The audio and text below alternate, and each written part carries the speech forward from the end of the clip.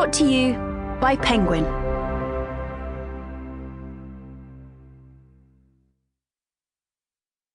Deadly Little Scandals by Jennifer Lynn Barnes. Read by Katherine Littrell. Labor Day, 3:17 a.m. Sawyer, are you there?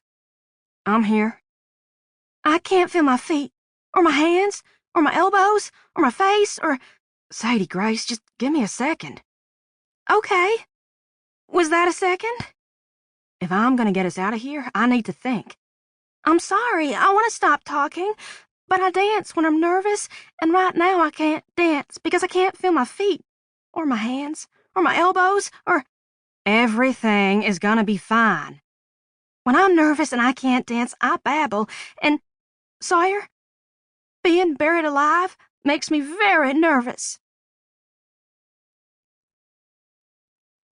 14 weeks and 3 days earlier. Chapter 1. Has anyone seen William Faulkner's life vest? There was a point in my life when the question Aunt Olivia had just called down the stairs would have struck me as odd. Now it didn't even merit the slightest raise of my eyebrow.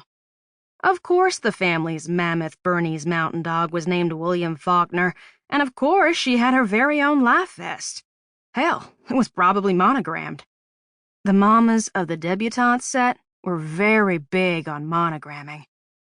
Really, the only surprising thing about Aunt Olivia's question was the fact that my aunt, who was type A in the extreme, did not already know where William Faulkner's life vest was. Remind me again why we're hiding in the pantry? I asked Lily, who dragged me in here 5 minutes ago and hadn't spoken louder than a whisper since. It's Memorial Day weekend, Lily murmured in response. Mama always gets a bit high-strung when we open the lake house up for the summer. Lily lowered her voice even further for dramatic effect. Even her lists have lists. I shot Lily a look intended to communicate something about pots and kettles. I have an entirely reasonable number of lists, Lily retorted in a whisper. And I would have a lot fewer if you showed any inclination whatsoever to get ready for college yourself.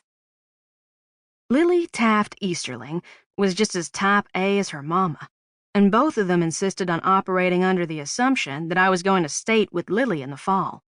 Matriculation at that fine institution was, I had been informed, a family tradition. I couldn't help thinking that my specific branch of the family tree had our own traditions. Deception, betrayal, no-bake cherry cheesecake.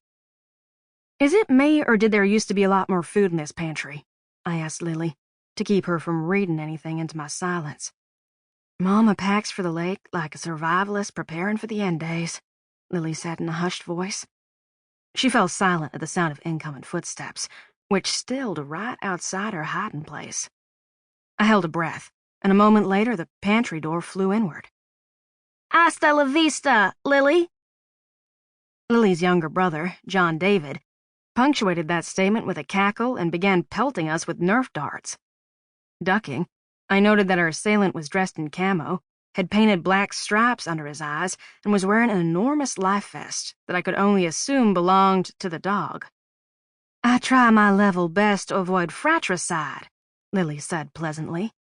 However... The however was meant to stand on its own as a threat, but I decided to lend a little specificity Lily's way.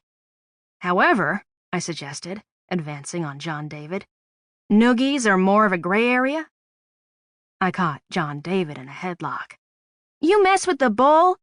John David tried his best to wriggle his way out of my grasp. You get the horns. And you get a noogie. Lily stared at the pair of us like we just started mud wrestling in the middle of Sunday brunch. What?